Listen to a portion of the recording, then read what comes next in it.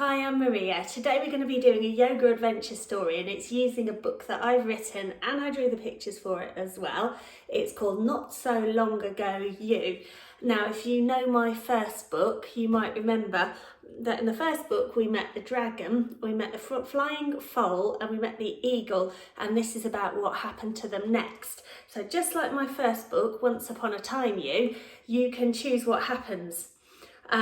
So because this is a video, I'm going to have to choose for you, but if you get the book, you'll be able to make your own choices. So we're going to start off imagining that we are cycling up a hill.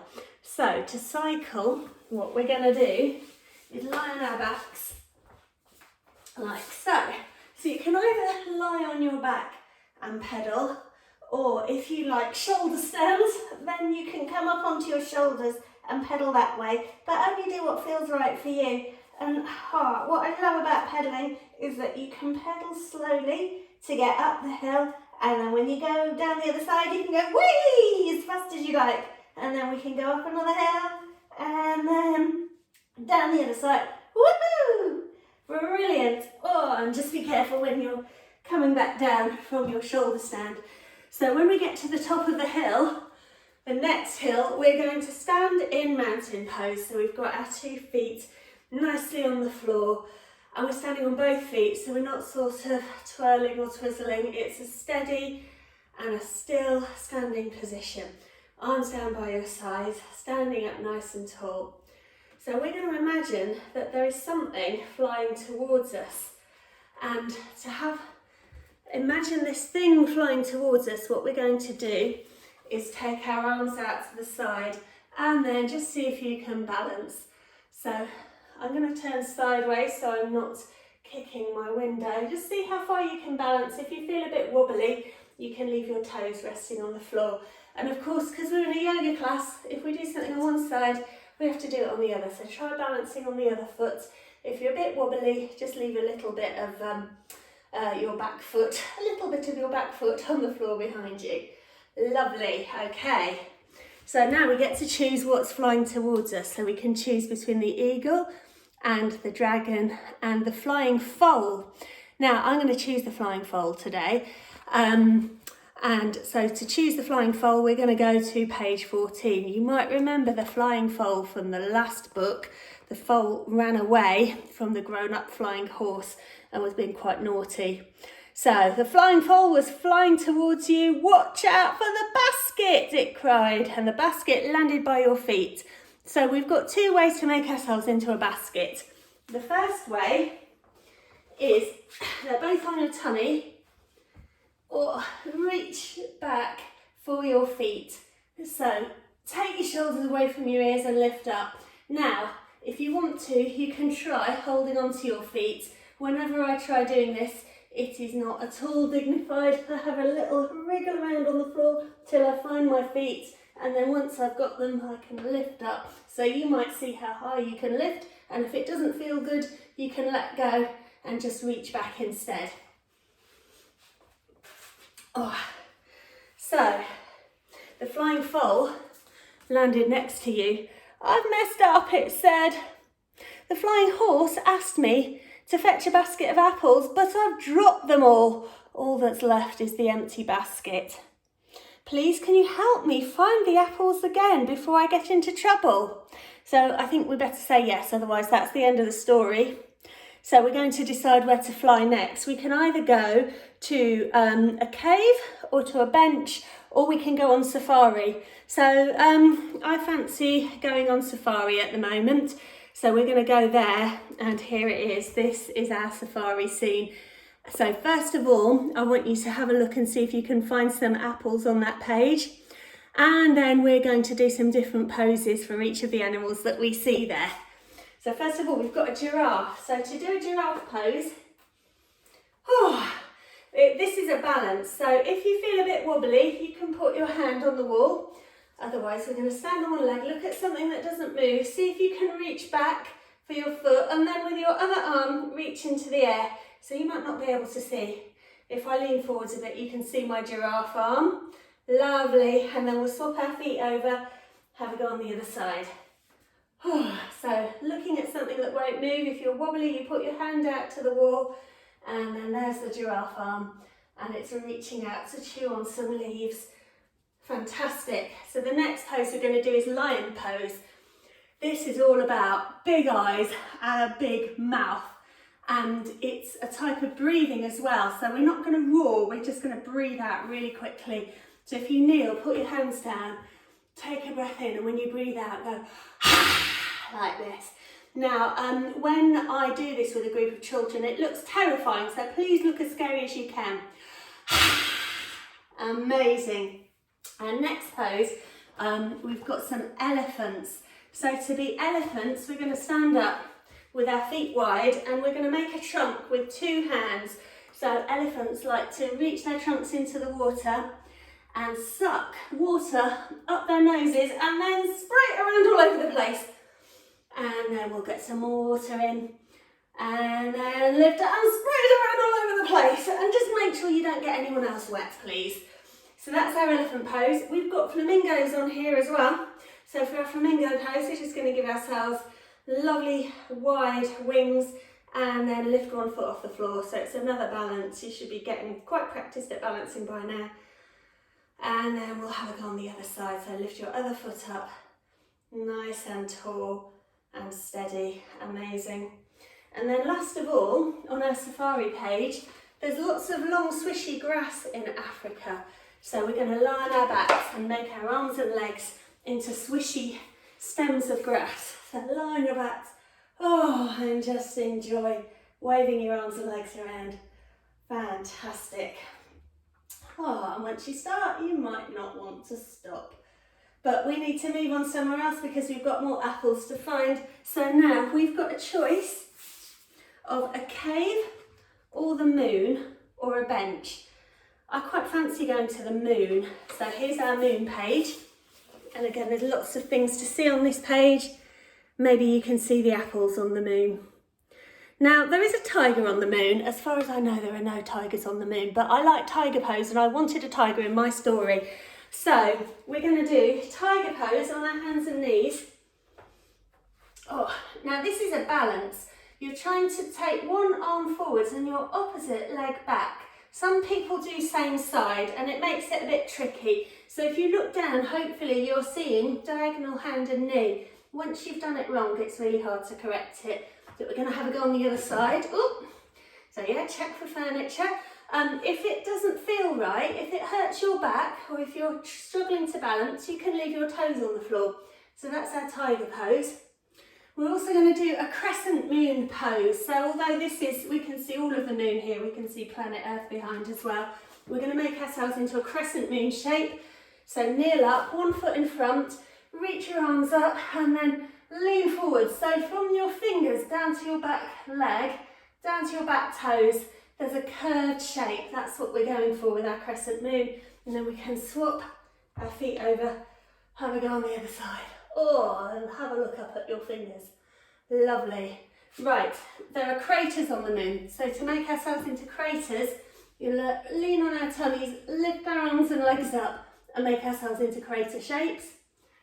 Wonderful. We're going to do a rocket pose now. So if you stand up, have your feet wide and turn one set of toes out and the other set of toes in. So the set of toes that's turned out, if you bend that knee, have your hand on your hip, lean your elbow on your knee and then reach. So you're making yourself into a straight line as if you're zooming up your body. If you look under your arm, you should be able to see the ceiling. Then we'll swap over. Swivel your feet round, so one set of toes out, the other in. Bend the knee, lean your elbow, shoulder up to the ceiling, or on as straight a line as you can. Fantastic. Push into that foot, come back up. And last of all, there are a lot of flags on the moon. Different countries like putting a flag there to say we were here. So we're going to do a flag pose. Now, the first version, this is a hand to big toe pose.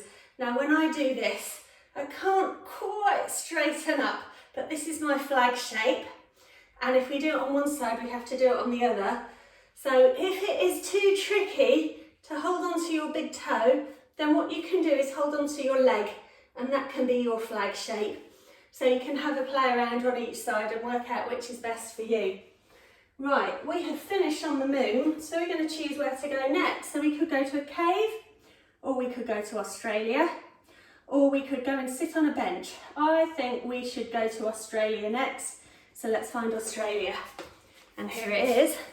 Here's Australia. So, can you see any apples on that page? And then we're going to start to do some yoga poses for what we can see. So in the background there's a big red rock and it is called Uluru. So we're going to make ourselves into a rock shape. So if you curl up small, and you can either lean your head on your hands or you can hold onto your feet. And this is actually called child's pose, but it's a nice calming pose and I think it makes a nice rock shape. Oh, fantastic. Right, now we've also got kangaroos in Australia. I think everyone knows about kangaroos, so we are going to have to bounce like kangaroos. So if you squat down low and whoa, see how high you can jump up. So I don't think I'll get my feet off screen, but I think I can get my head off the camera. So let's do one more of those because I love bouncing like a kangaroo. Fantastic. Right. They have dogs in Australia in the outback and they're a sort of dog called a dingo and they're wild dogs. So we're going to do downward facing dog. So if you have your hands on the floor, tuck your toes under, sitting bones back towards your heels, lift up and then you can wag your tail. You can bend both knees and have a stretch out like that. You can have a play around with lifting one leg in the air and lifting the other leg in the air. Oh, and downward facing dog is such a nice pose to play around with. We've got crocodiles in Australia, so to be a crocodile, if you get on your tummy, reach your arms out in front, I'll move my book out the way, and then take one hand back and snap, and then we can roll over, take the other hand back and snap, and you might quite enjoy snapping one side and then the other. Wonderful. And then last of all, and this was a surprise to me, there are camels in Australia. They were introduced about 100 years ago and they still live in the Australian outback. Now for camel pose, if you have your hands on your hips, make sure, some people do it like this and they just hold on to their heels and think, oh, this is it, I'm doing it really well. But it's actually kneeling up, hands on your hips, open your chest out. You might find you can easily reach your heels. Now, if I try to do that, I'll hurt myself, so I just keep my hands on my hips for now. Or you can lean your hands on a chair behind you, so you'll know what feels right for you. So that is Australia, and now we've got a choice of where to look for apples next. So we've been on safari, we haven't been to the bench, and we haven't been to the cave. I think we should go to the cave next, so I'll show you what's in the cave. Let's have a look. See if you can see any apples in there. And then we're going to explore some yoga poses for what we can see in the cave. So first of all, you probably saw a big fluffy bear. So to be a bear, if you lean forwards, have your hands on the backs of your knees and have a stomp around. So this is our bear pose. Okay, we've also got some very big fluffy spiders in there. So if you have your feet wide and crouch and lean down, so this is our spider pose. We've got a snake, and this is a sort of snake called a cobra. So it's just at the bottom there, and cobras lift their heads up. So if you get on your tummy, have your hands under your shoulders and lift up. So you're not pushing right into your hands, you're just lifting up, and then you can have a little wriggle from side to side and hiss if you'd like to. So that's cobra pose. We've got bats flying out of the cave. So if you sit, now this is a balance, and you might want to sit in a way that means that if you lose your balance, just check the floor behind you. It doesn't matter if you roll backwards.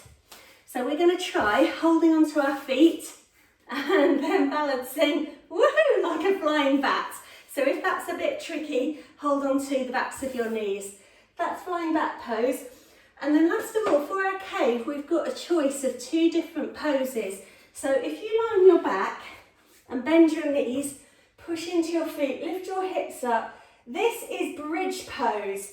Now, I know that people who do gymnastics call bridge pose something very different. For people who do yoga, this is wheel. Now mine does not look very elegant, but this is where you press into your hands and feet and lift up. So I know children absolutely love doing wheel pose, but they call it bridge. And afterwards I like to just give my lower back a little bit of a massage. So it's up to you whether you want to do the full version of our cave or just press into your feet and lift your hips up. Okay, so now finally we're going to go and have a look at the bench and see if we can see any apples on this page. So here's our bench page. So have a look, see if you can see some apples there, and then we'll do the different poses on this page. So first of all, because there's a bench, we're going to do chair pose. So feet on the floor, have your hands on your hips and just sit down. Bend your knees, keep your feet firmly down. If you want to, you can raise your arms. So just sitting down as if there's a chair there, but not quite. Some people can squat even lower, but we're just trying to use our legs and make them feel strong. And then come back up.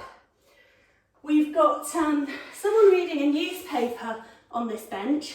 So what we're going to do is sit with the feet together, and then imagine we're shutting the newspaper and opening the newspaper, and shutting the newspaper and opening the newspaper, and shutting the newspaper and opening the newspaper, and shutting the newspaper and opening the newspaper. Is anyone getting bored yet? I think it's time we moved on. So that's our newspaper pose. There's also someone cuddling a baby on the bench. So for the baby, if you pick one leg up, make sure you're holding above your ankle, not just holding your foot, and then we can give the baby a little rock to sleep. And then we're going to very gently and carefully put that baby down and give it a little pat and say, good night, baby. And then we'll do the other side. So pick up the other foot, give it a little rock from side to side. And then gently put it down. Night night, baby. Oh, sleep well. So that's our cradling the baby pose. There's a caterpillar in the tree above the people on the bench. So we're going to do a caterpillar pose. So if you get on your hands and knees and arch your back, and then bend your elbows and bring your chin and your chest to the floor. And then you can wriggle your caterpillar bottom. So that's caterpillar pose. And then finally, there's a nice big crow sitting on the branch as well. So for crow pose, this is a balance on your hands, and not everybody likes this one. Now it's really important you put your hands down nice and firm, and you stick your knees above your elbows. So I sometimes see people trying to do it and their knees and elbows are miles apart. So you can just try rocking forwards and see if you can lift one foot and then the other. You might find you can balance. It might be a day where you're not in the mood for balancing, and then there we go, that's crow pose. So play around with it, but just make sure your knee doesn't slip off your elbow. Okay, so we've looked everywhere for apples. I don't think we looked for apples on this particular page. There we go, can you see the apples? Lovely, so we're ready to finish now because we've been absolutely everywhere. So did you find all of the missing apples? The basket is too full, cried the Flying Foal. I'm going to fall. So what we're going to do is we're going to roll on the ground and pretend that we're apples falling out of the basket. So let's get back on the mat. Curl up small and have a little roll around. Just enjoy rolling, and you can roll a bit to the side. Oh, but it's more fun to roll backwards and forwards, isn't it? Wonderful. Okay, the flying horse was standing nearby. Well, you took your time, it said. I've been waiting for ages. Is everything all right? I'm sorry, cried the Flying Foal. I dropped all the apples on the way here, but our friend helped me find them again, and now all the apples are bruised. Don't worry, said the Flying Horse. Bruised apples are my favourite. They're so much softer and sweeter. Thank you for finding all the apples again. So, just going to show you the pictures. There's the Flying Foal, and there's the Flying Foal and the Flying Horse eating apples together. So what you can do now, if you'd like to, you can either lie down and relax, or you can try something called a food meditation. So I don't know about you, but if you eat something that you really, really like, do you ever just eat it really, really quickly so you hardly taste it. You just want to get it down and swallow it as quickly as you can. Well, we're going to do something which does not involve eating quickly. So if you take something that you like eating, and I've suggested an apple because we've just done a whole story about eating apples, but it can be anything that you like eating. And if you just take your thing and look at it, so before you even put it in your mouth, look at it and look at what colour it is and whether it's shiny or not, and look at whether there's any markings on the surface. And then when you've looked at it, smell it, see how it smells. Hopefully it smells nice because it's something nice to eat. And then you can think about how it feels as well. So if it is fruit, it might be a little bit wet, it might feel smooth, it might feel cold, it might warm up the more you hold it. And you can put it next to your ear and maybe give it a little bit of a, if you rub it, what sort of noise does it make when it's next to your ear? And then finally put it in your mouth, but don't chew it yet. So just keep it in your mouth. So you might want to eat it straight away, but just try not to. Hold it in your mouth and you might notice it starts to feel warmer, and you might notice that you start to taste a little bit more of it. And then finally give it one bite, only one bite, and see how that feels. And then you can bite it again. And then maybe when you're ready to swallow your bit of food, you might notice as you swallow it that maybe it tastes a bit different as it passes through your mouth. So swallow it very slowly and then you can eat it again. And then if you want to, you can finish by lying down, just relaxing on the floor when you finish swallowing your food. And just take a moment. Imagine that the flying horse and the flying foal have wrapped their wings around you and that you feel totally snuggly and safe and warm and comfortable, and all you need to do is lie still. So I hope you've enjoyed that. I've really enjoyed sharing it with you. Thank you very much for joining me today. And if you enjoyed the book, then please do check out some of my other YouTube videos as well. Bye bye.